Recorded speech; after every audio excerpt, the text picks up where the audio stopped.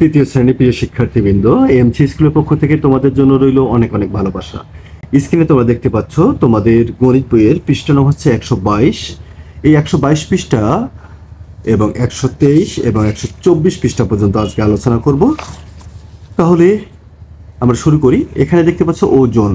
এখানে দেখো যে একটা তরমুজের ছবি দেওয়া আছে, বলছে তরমুজের মতো ভারী জিনিসের ওজন কিভাবে করব।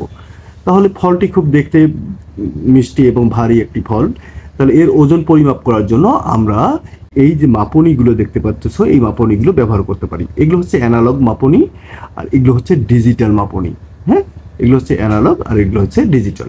আমরা এই যে অ্যানালগ এবং ডিজিটাল মাপনীর ক্ষেত্রে যে একক অনুযায়ী মাপবো, সেই একক দেখো এখানে ওজনের একক মুখস্থ করতে হবে। এটা কিন্তু তোমাদের বলছে কেজি আর কিলোগ্রাম একই জিনিস।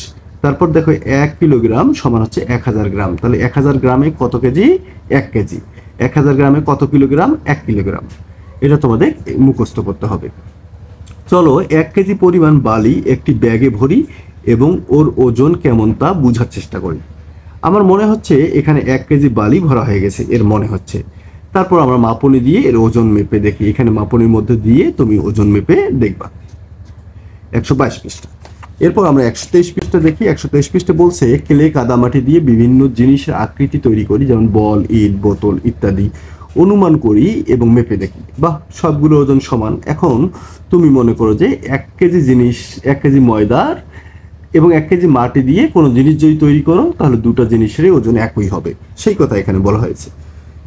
চিত্র দেখে ফলগুলো ওজন নিচের খালি ঘরে লিখি এবং কোন ফলগুলোর ওজন সবচেয়ে বেশি তা বলি।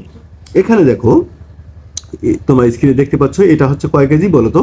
এটা হচ্ছে দেখো 3 কেজি কিন্তু। হ্যাঁ, এই যে 3-এর ঘরে কিন্তু কাটাটা 3-এর ঘরে এসে, তাহলে এখানে আমরা লিখতে পারি 3 কেজি। তাহলে এটা হচ্ছে 3 কেজি, আমি লিখে গেলাম। হ্যাঁ, 3 কেজি। তারপর দেখো এইটা হচ্ছে কত কেজি বলো তো? এটা তোমাদের কাটাটা কিন্তু দেখতে হবে, কাটাটা কতর ঘরে আছে। যতর ঘরে থাকবে এটা কিন্তু তত। তাহলে এটাই দেখো, এই যে 1-এর ঘরে আছে, সুতরাং এটা হচ্ছে 1 কেজি। কথা কি বুঝতে পারছো? তারপর দেখো এখানে হচ্ছে 4.00, তার মানে এটা 4 কেজি। 4 কেজি। তারপর এখানে দেখো 2.00, তাহলে এটা হচ্ছে 2 কেজি। আশা করি বুঝতে পারছো। তোমাদের দেখে কিন্তু বুঝতে হবে যে আসলে কোনটা কয় কেজি। এখন বলছে ওজন পরিমাপের জন্য আমরা বিভিন্ন, আচ্ছা এইটা কোনটার ওজন বেশি সবচেয়ে মাপলাম আমরা। এই যে দেখো উপরে দেখো কিসের ছবি এগুলো দেওয়া আছে বলো তো? পেঁপের ছবি, তাই না? এই তাহলে এই ছবিটা হচ্ছে এই বিষয়টা, এইটা হচ্ছে পরিমাপের সবচেয়ে বেশি ওজন আর কি, এটা তোমাদের বলতে হবে। তারপর বলছে বাটখারা, আদর্শ বাটখারা। তাহলে এখানে বাটখারা যেটাকে আমরা ওজন পরিমাপের জন্য ব্যবহার করি। দেখো এই বাটখারাগুলো কীরকম হয়? এই বাটখারাগুলো হয় 1000 গ্রাম বা 1 কিলোগ্রাম বা 1 কেজি। 1 কেজির একটা বাটখারা হয়। তারপর 500 গ্রামের হয়, তারপর 200 গ্রামের হয়, 100 গ্রামের হয়, 50 গ্রামের হয়, 20 গ্রামের হয়, 10 গ্রামের হয় এবং 5 গ্রামের হয়। তাহলে এই বাটখারাগুলো দিয়ে আমরা কোনো জিনিস পরিমাপ করে দেখব। এখানে দেখো বলছে 124 পৃষ্ঠায় বলছে 650 গ্রাম ওজনের জিনিস বাটখারা করতে গিয়ে ওজন পরিমাপ করার জন্য বাটখারা ব্যবহার করব। তা কোনগুলো ব্যবহার করব? তাহলে 650 গ্রামের জন্য প্রথমে আমরা 500 গ্রাম একটা নিয়েছি। তাহলে 500 গ্রাম কয়টা নিয়েছি? 500 গ্রাম হচ্ছে একটা। তাহলে দেখো 500 গ্রাম নিলাম হচ্ছে একটা, তাহলে 500 গ্রাম হলো একটা। তারপর 100 গ্রাম নিলাম হচ্ছে একটা, আর 50 গ্রাম নিলাম হলো একটা। তাহলে 500, 650। তাহলে এই যে এই বাটখারাগুলো এখান থেকে 500 গ্রাম একটা নেব, 100 গ্রাম একটা নেব আর 50 গ্রাম একটা নেব। তাহলে আমাদের কত হয়ে যাবে? 650 গ্রাম হয়ে যাবে। আশা করি বুঝতে পারছো। এরপর দেখো বলছে আমি এইভাবে ওজন করি। এখানে যে কথা বলছিলাম সেরকম এখানে এইভাবে ওজন করা হয়েছে। তারপর এখানে দেখো তোমাদের বলছে চিন্তা করি আদর্শ বাটখারা দিয়ে কিভাবে 3 কিলোগ্রাম 220 গ্রাম ওজন করা যায়। তাহলে 3 কিলোগ্রামের জন্য আমরা 3 কেজির 3টা বাটখারা নেবো। তাহলে 1 কেজি এরকম 3টা নেব। 1 কেজি 3টা নেব। এখানে বলছে 1 কিলোগ্রাম 3টা, তাহলে 1 কিলোগ্রাম কয়টা? 3টা, তাহলে 3টা নেব।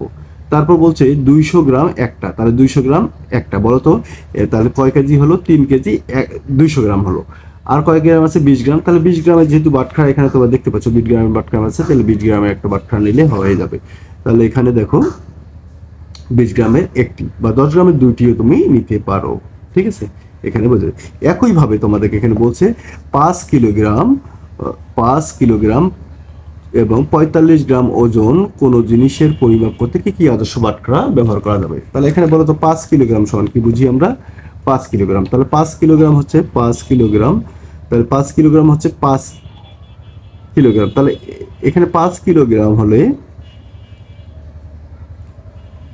5 কিলোগ্রাম হলে বলো তো আমরা 1 কিলোগ্রামে কয়টা নেব? তাহলে 1 কিলোগ্রামের নেব হচ্ছে 5টা।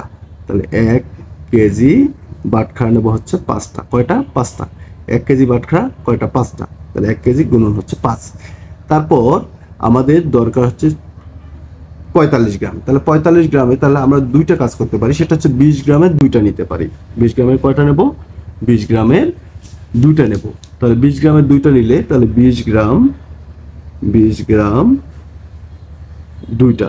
তাহলে যদি দুইটা নেই তাহলে 20 গুণন 2 তাহলে কত হবে বলো তো? 40। তাহলে 40 গ্রাম। দেখো এখানে 5000 গ্রাম আর এখানে হচ্ছে 40 গ্রাম অলরেডি হয়ে গেল। আর কত গ্রাম বাকি আছে? আর বাকি আছে হচ্ছে 5 গ্রাম। তাহলে এখানে দেখো তোমরা যে আমাদের 5 গ্রামেরও কিন্তু বাট্টা আছে, মানে আদর্শ বাটখারা আছে। তাহলে 5 গ্রামের যেহেতু আছে তাহলে 5 গ্রামের একটি নেব। 5 গ্রাম হচ্ছে সমান হচ্ছে একটি। এখন প্রশ্ন হচ্ছে এখানে যদি তুমি 40 গ্রামের জায়গায় 10 গ্রামের 4টি বাটখারা নাও তাহলে হবে কিন্তু। কথা কি বুঝতে পারছো? তাহলে এই হচ্ছে তোমাদের 124 পৃষ্ঠার সমাধান। আশা করি তোমরা বুঝতে পারছো যে অঙ্কগুলো কিভাবে সমাধান করতে হবে। এবং আমরা নিয়মিত তোমাদের যে গণিত বইটি আছে এই গণিত বইয়ের প্রতিটি পৃষ্ঠা অনুযায়ী সমাধান দেওয়ার চেষ্টা করতেছি। আশা করি তোমরা বুঝতে পারছো। এবং যদি না বুঝে থাকো অবশ্যই কমেন্ট করে জানাবে, তার কারণ তোমাদের কমেন্ট করতে অনেক ভালো লাগে। আজকের ক্লাসটি এই পর্যন্তই। সবাই ভালো থাকো, সুস্থ থাকো। ধন্যবাদ।